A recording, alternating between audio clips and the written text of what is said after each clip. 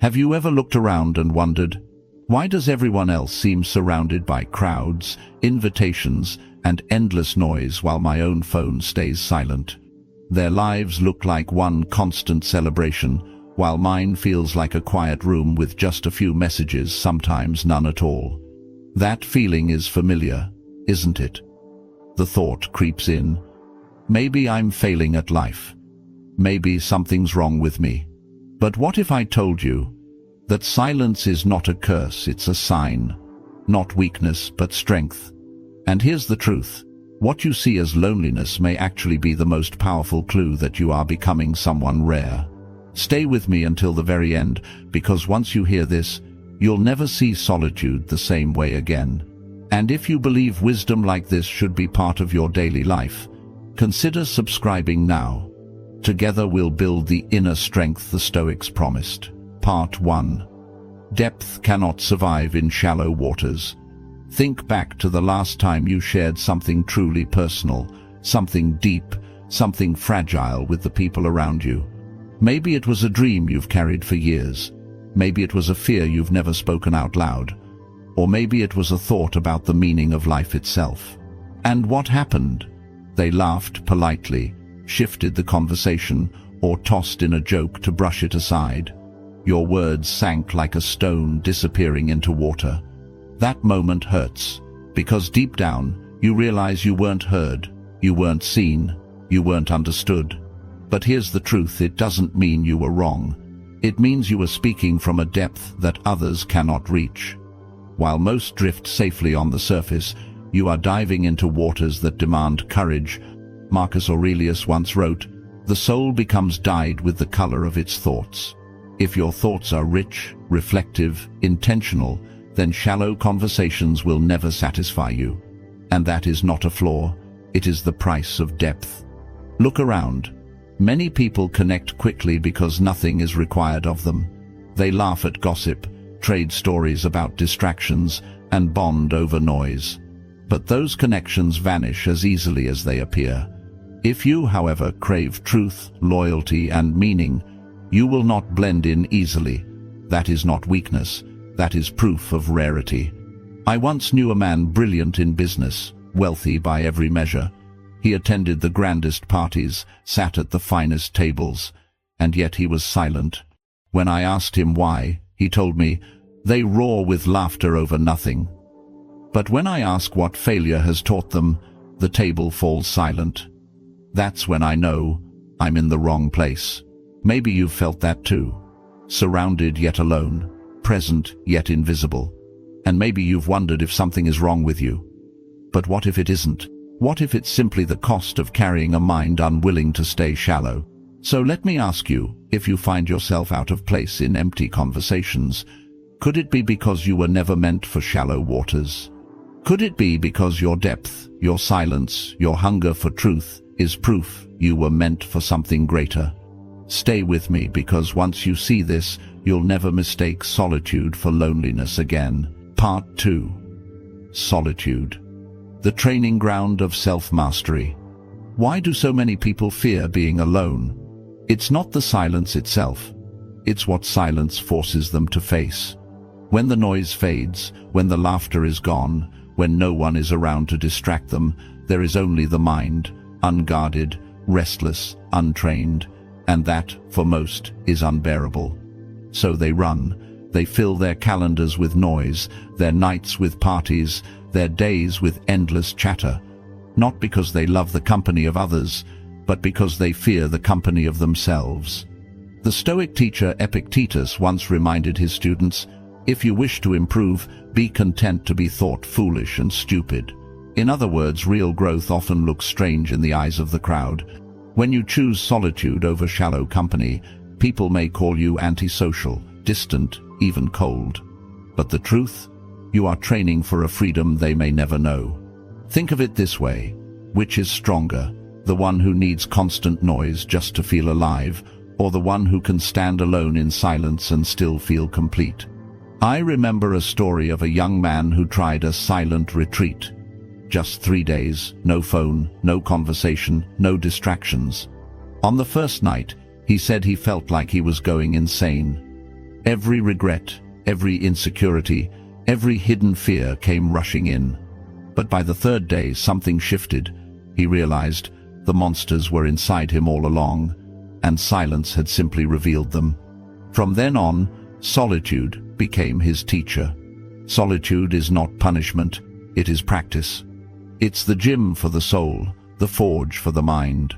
When you sit in silence, you learn where your thoughts wander. You learn how restless, how reactive, how undisciplined your inner world really island.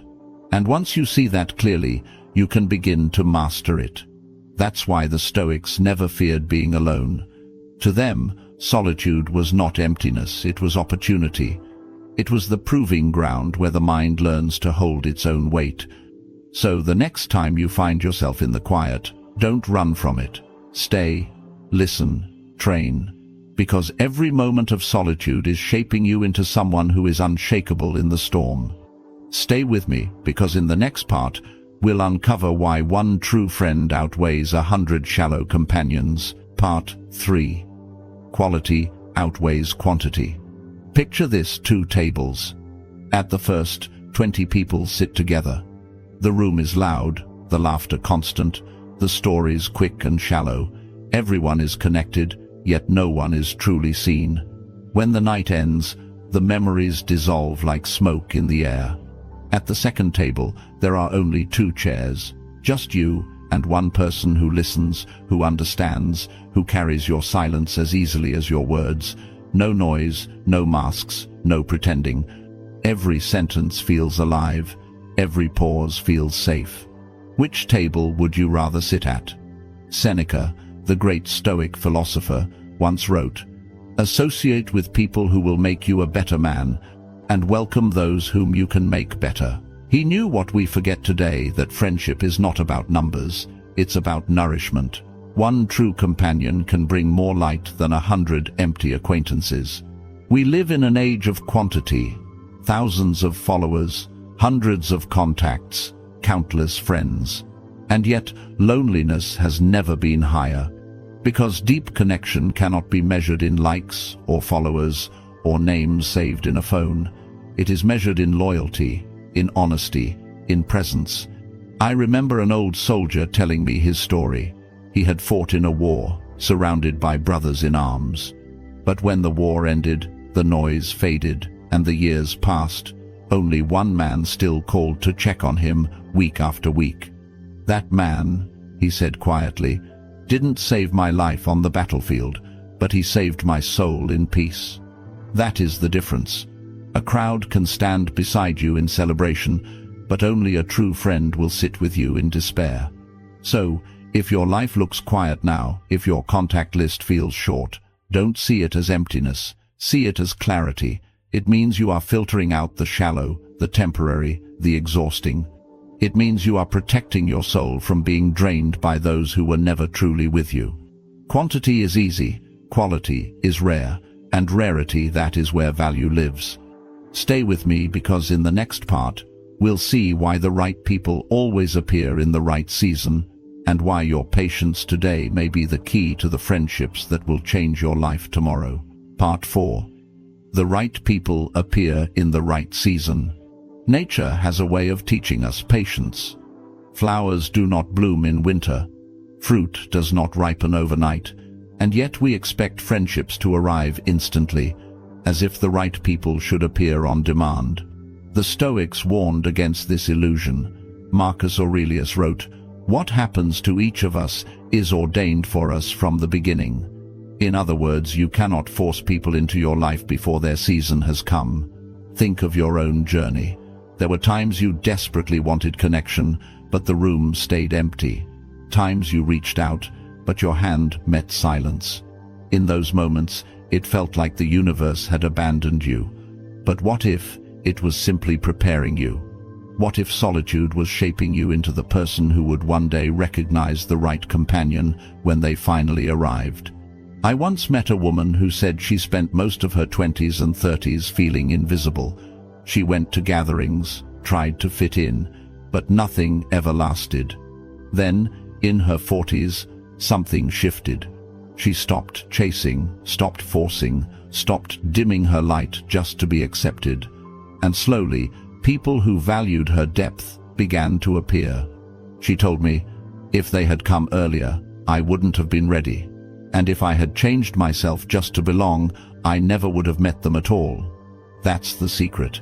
If you dim your light to blend in, the ones who could truly see you may never even notice you. But if you stand firm, even in solitude, you become a beacon. And beacons don't chase ships, they guide them. So yes, your season may feel long, the winter may feel endless, but remember, nature does not rush, yet everything blooms in its time. And the same will be true for you. The right people will appear when you are ready, not to rescue you from loneliness, but to walk beside your strength, not to fill your emptiness, but to join your fullness. So hold your ground.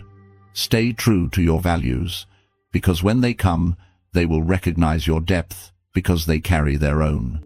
And now let's bring it all together. What does the lack of friends truly mean for your life? Stay with me for the final reflection, because it may change the way you see yourself forever. Conclusion.